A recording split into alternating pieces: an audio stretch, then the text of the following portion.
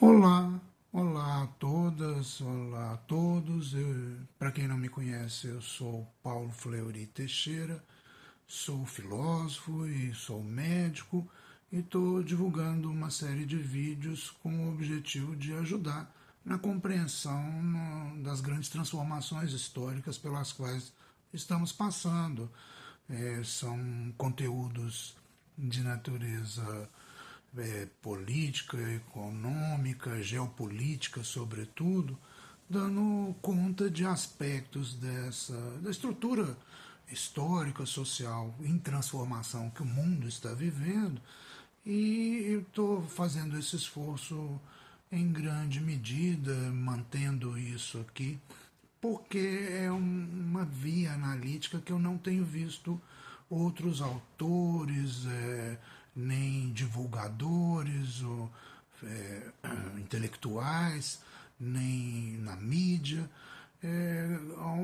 análises similares. Então eu acho que vale a pena e estou fazendo inclusive um grande esforço de andar sobre os meus passos anteriores, retrocedendo nos textos, nos esforços analíticos que eu fiz alguns anos atrás, porque eles explicam um tanto já o momento atual.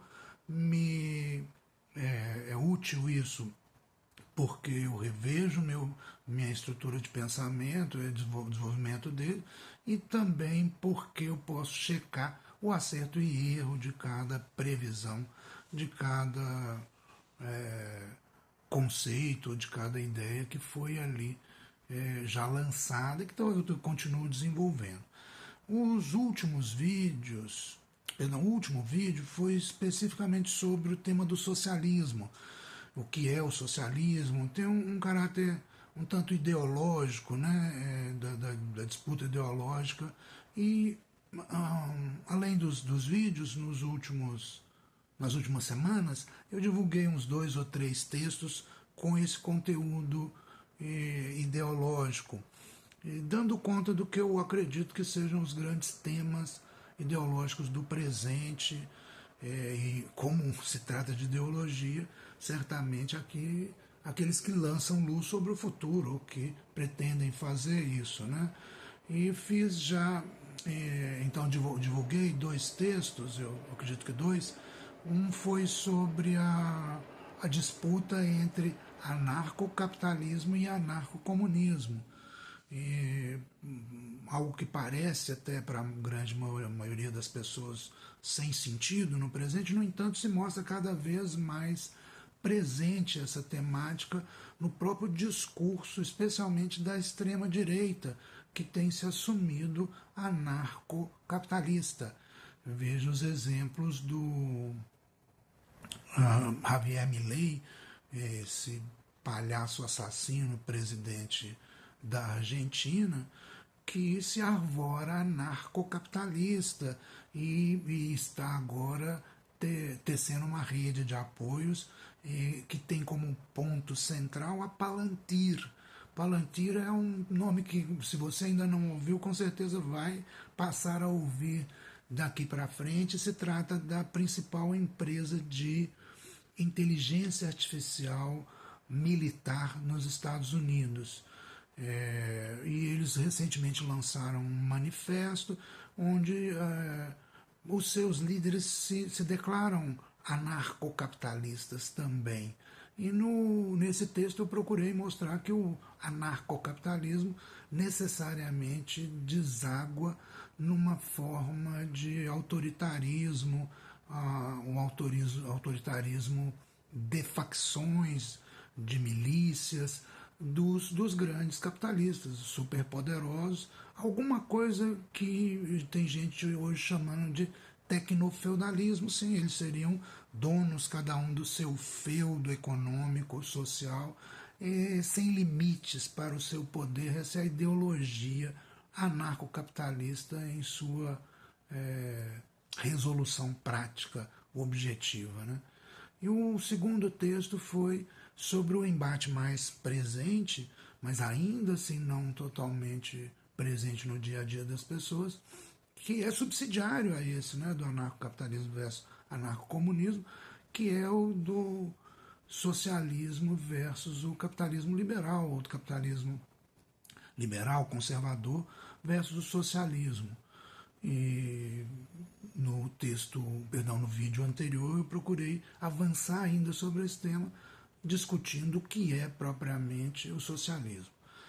Vários outros vídeos são sobre a crise propriamente, sobre o papel das guerras nessa crise, a necessidade histórica do crescendo de guerras para o capitalismo liberal, para as grandes potências ou superpotências capitalistas na atualidade.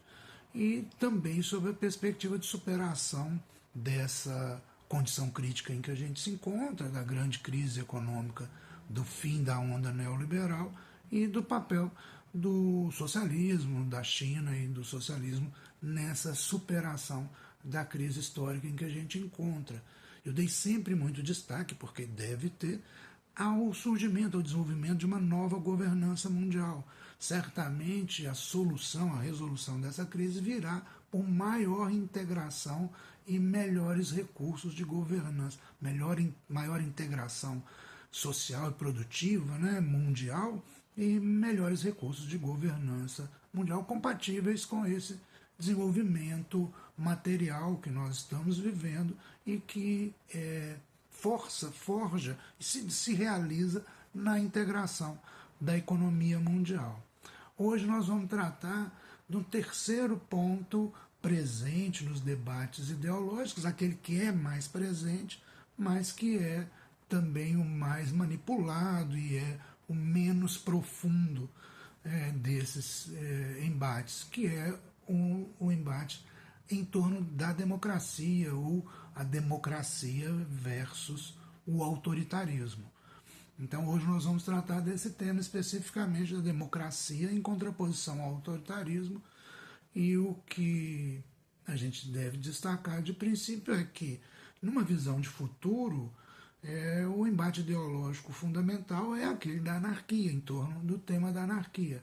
Mas, no entanto, no presente, a grande disputa, o grande embate de ideologia ou na ideologia política, no mundo ocidental, continua sendo a questão da democracia.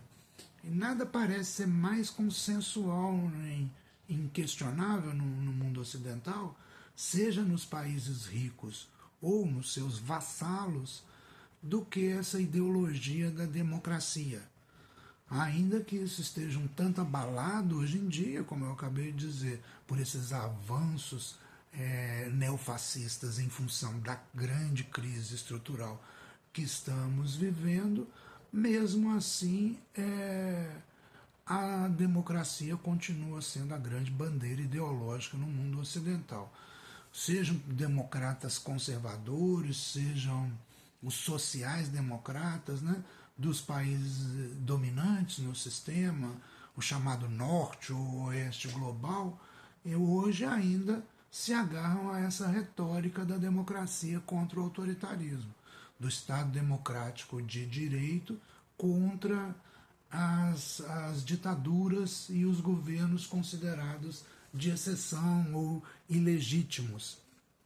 Esta parece ser a sua justificativa última para tudo e qualquer coisa na defesa da sua hegemonia e dos seus privilégios. Digo, de quem? Desse bloco hegemônico chamado Norte ou Oeste Global, e seja então na sua forma mais conservadora, seja na sua forma mais social-democrática, este é ainda a grande bandeira ideológica dessas forças. Essa parece, como eu estava falando, a sua última justificativa para a defesa de sua hegemonia e seus privilégios na economia mundial e na geopolítica. Até mesmo esses radicais de direita, que estão sempre tensionando e até negando essa retórica, no entanto, ainda se servem dela também. Defendem eles o aprofundamento do receituário liberal, que significa, ao fim das contas, a liberdade de acumulação ilimitada de riqueza e de poder pelos capitalistas. É justamente isso que esses radicais, é um termo que talvez não se aplique bem, mas esses extremistas de direita, neofascistas, anarcocapitalistas, imperialistas, com certeza, né, estão defendendo. Mesmo eles, né, vão, e mesmo em contradição com as suas próprias posturas, vão se servir da retórica democrática, defendem, né, esse aprofundamento da liberdade dos capitalistas, do poder deles, e nas condições atuais, esse receituário só pode ser imposto por estados de exceção, apoiados em medidas extraconstitucionais, ditaduras e fascismo, que é justamente o que vimos aqui no Brasil com o Bolsonaro, vê-se na Argentina com o Milei, nos Estados Unidos com o Trump. É isso, sob a retórica de defesa da liberdade, existe sempre um avanço autoritário violento em curso. Mas ainda assim eles se servem do discurso de defesa da democracia e da liberdade contra a ditadura e o autoritarismo. Para o pensamento e as mídias hegemônicas, as questões ideológicas entre anarcocapitalismo e anarcocomunismo, e mesmo aquelas entre o capitalismo liberal e o socialismo, não se apresentam claramente no presente. O pensamento dominante, as forças hegemônicas, ainda colocam as coisas sob essa fórmula um tanto ilusória, um tanto farsa, mas também um tanto real ou honesta, de defesa da democracia e da liberdade, em contraposição à autocracia e o autoritarismo. Essa é a forma como 100% dos ideólogos e dos agentes do poder hegemônico da aliança do Oeste ao Norte global justificam as suas escolhas e posições no cenário mundial atual. Eles estariam, por exemplo, agindo em defesa da democracia e da liberdade contra o autoritarismo e a autocracia quando apoiam a Ucrânia contra a Rússia, quando apoiam Israel contra a Palestina, ou Israel e os Estados Unidos contra o Irã. E até mesmo quando eles estão criando barreiras, impondo medidas de guerra comercial, ou tentando abolir redes sociais fora do seu controle, como é o caso do TikTok, ou estabelecer um controle sobre isso, como é o caso do TikTok nos Estados Unidos, em todos esses momentos, por paradoxal ou contraditório ou farsante que seja, eles estão sempre falando em nome da liberdade e da democracia. Os governos, as ações, as instituições mais claramente fascistas se escondem sob o discurso de defesa da liberdade e da democracia. Mas olha, eu não quero aqui discutir as hipocrisias e as contradições nesse discurso. Eu quero tomá-lo pelo seu melhor valor, como todo discurso ideológico merece ser considerado, como ideologia propriamente. A ideologia democrática liberal, as liberdades democráticas, os direitos civis formalmente estabelecidos e o poder do Estado controlado. Não é mesmo isso o discurso democrático na sua melhor forma? As eleições parlamentares e executivas regulares e confiáveis, a segurança da imposição das leis e a divisão dos poderes entre judiciário, parlamento e governo executivo. Segundo a corrente ideológica hegemônica, tudo isso estaria em jogo e tudo isso seria perdido se os líderes do Oeste global, os senhores imperialistas no sistema capitalista mundial atual, não reagissem e não impusessem derrotas contra a ascensão do eixo autoritário. Esse é o discurso presente hoje fortemente, né, nos governos, nos partidos políticos de extrema-direita, mas dominando largamente toda a mídia ocidental, a brasileira, por exemplo, não há dúvida de que essa é a corrente que eles seguem. A gente se acostumou a aceitar a democracia como um valor absoluto, mas certamente não existe valor absoluto. Este é um dos grandes aprendizados filosóficos que todos precisamos atingir. Realmente não existem valores absolutos. Até mesmo a vida, com toda a força de sua plenitude, sendo algo absolutamente único, pessoal e insubstituível, não é, na verdade, um valor absoluto. E nada melhor para comprovar isso do que a situação de guerra, para exemplificar e comprovar isso. Quantos não estão indo agora, espontaneamente, por vontade, por desejo próprio, colocar a própria vida em risco e a vida dos outros, se tornando assassinos e até mesmo mártires, entregando a própria vida à certeza da morte em nome do seu país, em nome de uma ideologia, porque o seu Estado está em guerra com outro Estado, outro país. Entregam a sua vida e tiram a vida de outros sem qualquer motivo pessoal real, mas pela simples ideia de um país em guerra contra outro. Falo aqui especificamente daqueles que vão espontaneamente para a guerra, não dos que são forçados a isso. Não importa que, por exemplo, na Ucrânia o recrutamento está ficando cada vez mais difícil, segundo as notícias. O fato é que muitos vão voluntariamente colocar a sua vida em segundo plano em função de uma ideologia. O fato é que já morreram várias dezenas de milhares de pessoas, de jovens sobretudo, e eles continuam a ser incentivados pela mídia, pelos seus países, pelo mundo todo, de certo modo, a continuarem matando e morrendo nos campos de guerra. Certamente são centenas de milhares de jovens que já morreram e continuarão a morrer em nome de valores mais altos que a própria vida. Tudo isso prova, sem qualquer sombra de dúvidas, que nem a vida é um valor absoluto para nós, para os humanos em geral. Mas a doutrina anarquista sempre foi e sempre será a favor da vida, da dignidade humanas. E é por isso que estabelece, em alguma parte, que em uma guerra entre estados, em uma guerra de ocupação ou imperialista, o verdadeiro herói é o desertor.